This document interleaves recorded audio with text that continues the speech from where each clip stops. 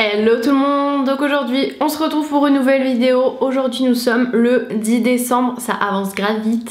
Aujourd'hui on se retrouve pour une vidéo face cam et aujourd'hui on va parler de vos anecdotes. Sur mon compte Instagram infirmier on va dire, sur mes études etc. Donc mon compte c'est MyNinner, je vous mettrai tout ça dans la barre d'infos. Je vous ai demandé de me raconter vos pires ou vos plus drôles anecdotes. Vous m'en avez raconté plein. Je vais pas pouvoir tout lire, je vais pas pouvoir tout dire. Ce que j'ai fait, c'est que j'ai fait des captures d'écran quand vous me les aviez racontées pour ne pas les lire avant parce qu'en fait sinon ça allait gâcher toute la surprise et j'aimerais bien avoir ma vraie réaction quand je lis le truc. Du coup, on va commencer.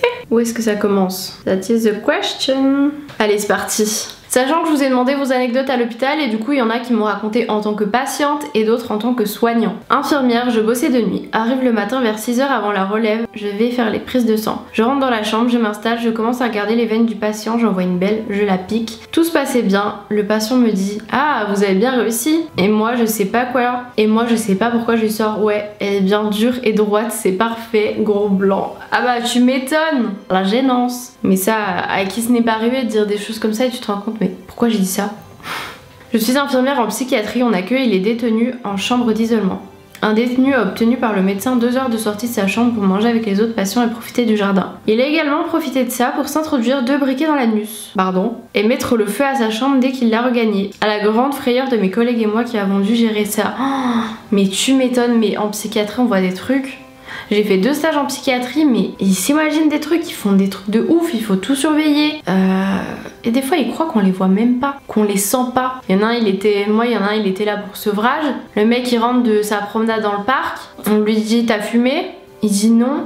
Ça sentait la bœuf, mais comme pas possible. Genre, va pas nous faire croire ça en fait, même toute ta chambre elle sent, genre, allô quoi.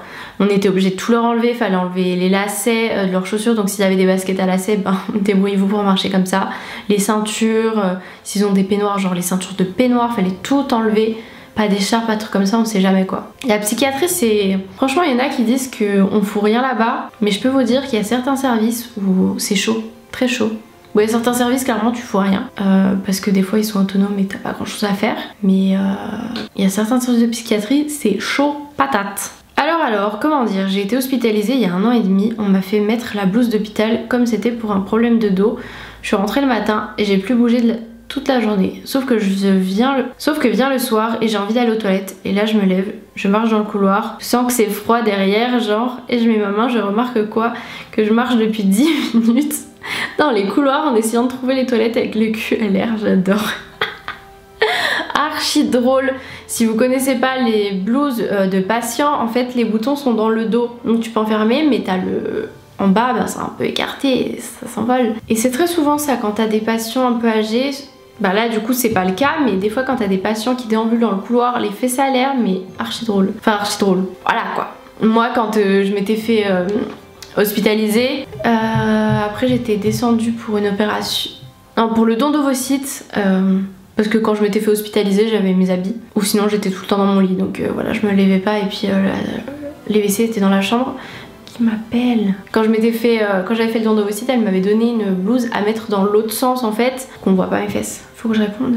Oh bah voilà. J'allais répondre, ça a raccroché. Un jour, j'étais en stage en gériatrie et je devais prendre en charge 2 patients. J'ai donc choisi une dame et un homme. Enfin bref. Et la dame avait des problèmes de cœur, mais sinon elle allait plutôt bien. Un soir, on distribuait le repas et elle était en train de s'étouffer avec son dentier. Elle en est décédée. Pas ouf comme anecdote, mais c'est cocasse comme... Oh mon dieu. Oh là là. J'en ai une autre d'anecdote, mais je vous raconterai parce que je vais faire moi mes anecdotes. Pareil, j'ai eu un décès, mais la cause principale, c'était un truc genre débile quoi. C'est fou. Messagerie.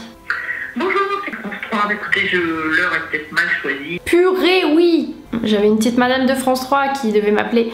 J'ai 2 personnes qui doivent m'appeler aujourd'hui. Mais là, j'étais en plein tournage, je peux pas arrêter, sinon c'est compliqué. Cet été, je travaillais de nuit en diabéto-néphro. J'avais fait mon stage IDE 6 mois avant. J'avais juste eu des dires comme quoi que les AS plus âgés étaient du genre à faire exprès de laisser le boulot aux collègues de nuit. Je n'y avais jamais cru jusqu'à cet été où j'ai retrouvé un bassin sans couvercle rempli de diarrhée par terre au pied du patient. Ou encore quand je suis au trans et que la S du soir arrivait pour me dire qu'elle a mis un change anatomique à Monsieur P et que j'aurais à lui mettre son change complet qu'elle a laissé dans sa chambre pendant mon tour qui était même pas 10 minutes plus tard. Mais les collègues comme ça, mais pourquoi en fait? Genre moi j'essaye tout le temps de tout faire, je laisse jamais des trucs à mes collègues, ou s'il y a un petit truc à faire qui reste, je vais aller le faire après ma relève par exemple. Mais bah, après ça arrive d'oublier des choses, mais là en l'occurrence ça a pas trop l'air d'être juste des oublis, ou alors madame est très tête en l'air quoi.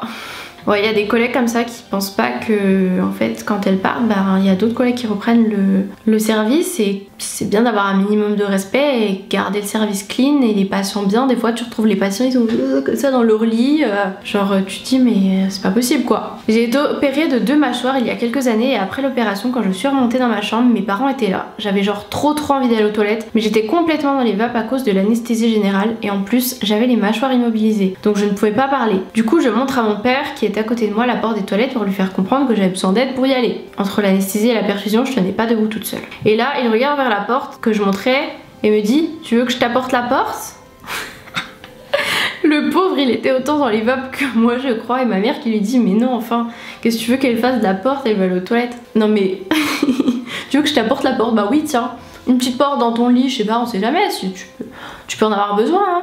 Un jour en service de neurochirurgie, je vais dans la chambre d'une patiente, ado, pour me présenter, pour lui prendre les paramètres vitaux ainsi que lui distribuer ses médicaments. Lorsque je dois prendre l'attention, je lui demande si je peux me permettre d'enlever son drap afin de voir son bras et lui poser le brassard attention. Quand j'ai vu la tête de sa maman et de la sienne, j'ai pas compris ce qui se passait. La maman me dit « Vous nous faites une blague, car elle est très mauvais goût. » Le malaise.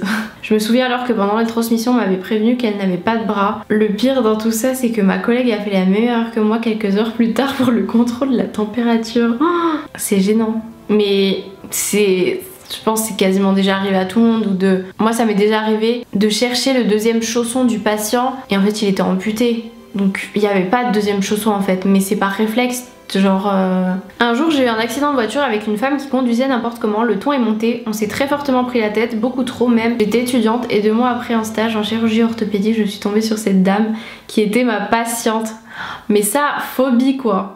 Bah après, je pense que c'est plus la patiente qui a dû être gênée du coup. Mais ouais, de retrouver genre quelqu'un que tu connais en tant que patiente, ou je sais pas, genre imagine tu retrouves ton ex ou quoi, la gênance. Je connais des sages-femmes qui ont déjà eu ça avec leur ex-mec, bah, qui venaient pour accoucher avec leur femme actuelle quoi. Mais il faut savoir que si vous avez cette situation, vous pouvez du coup demander à ne pas vous occuper de cette personne. Vous avez le droit, si c'est quelqu'un de votre famille, si c'est quelqu'un de votre entourage, quelqu'un que vous connaissez, vous pouvez dire je peux pas m'en occuper. Bon après si vous êtes toute seule dans le service, il n'y a pas trop le choix quoi.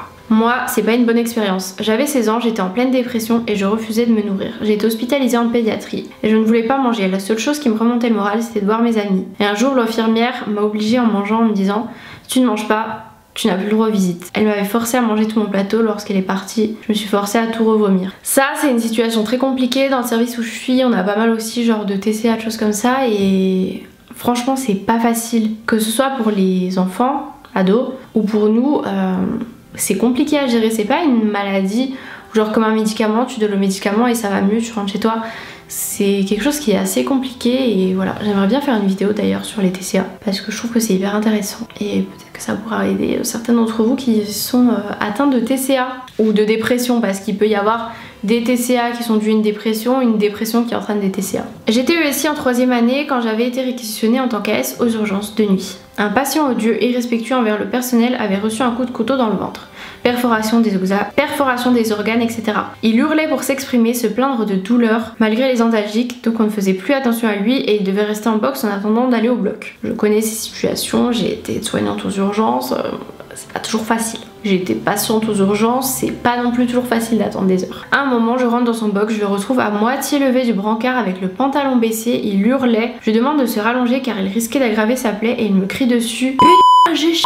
Effectivement, il avait fait caca sur le brancard, il y en avait partout, j'ai mis 30 minutes à nettoyer, une horreur. Oh, mais ça, j'ai détesté, mais quand en EHPAD, tu vas, je sais pas, pour lever le patient quoi, et qu'il est dans son lit et qu'il a tout tartiné. Et le pire, c'est quand il peut se lever parce qu'il tartine les murs. Oh, ça pue la mort, il y en a partout sur le patient, il faut le laver de partout. Souvent, ils ont les ongles pas coupés, t'en as plein sous les ongles. Voilà, peut-être que je retrouverai ça avec les enfants parce que les enfants aussi aiment bien mettre leurs mains dans leur couche. Mais c'est un peu plus mignon un caca de bébé, vous voyez. Petite anecdote, il y a quelques années, je me rends à l'hôpital. Je suis suivie pour un syndrome de stress post-traumatique. J'étais pas bien, j'avais des flashbacks, beaucoup d'angoisse et des idées suicidaires. Le psy m'a vu et m'a prescrit un médicament qui ne m'a pas réussi du tout, le Loxapac. Ah, le fameux.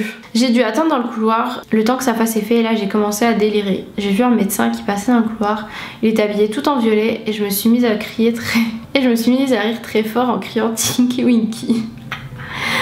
Et à le suivre dans les couloirs tout en continuant à rire aux éclats. Quelle merde c'est cacheton. Ah là là, mais le Loxapac, j'en ai vu beaucoup en psychiatrie et en EHPAD pour les patients agités, donc pour faire l'effet inverse que ça lui a fait là. Bon, après il en reste, mais je pense qu'on en a déjà dit pas mal hein. Donc voilà, j'espère que cette vidéo vous aura plu, peut-être que vous aurez rigolé, peut-être qu'il y a des situations qui vous auront interpellé ou bien vous êtes reconnu dans certaines situations parce que ça vous est déjà arrivé. Voilà, moi j'aime bien lire vos petites anecdotes, rigoler, tout ça. Peut-être que je ferai une partie 2 parce qu'il me reste quelques anecdotes et peut-être que vous en avez d'autres à me raconter. Vous pouvez aussi en raconter dans les commentaires si vous avez envie hein, pour nous faire rigoler un petit peu, voilà. Je vous fais de très gros bisous et je vous dis à demain pour une prochaine vidéo.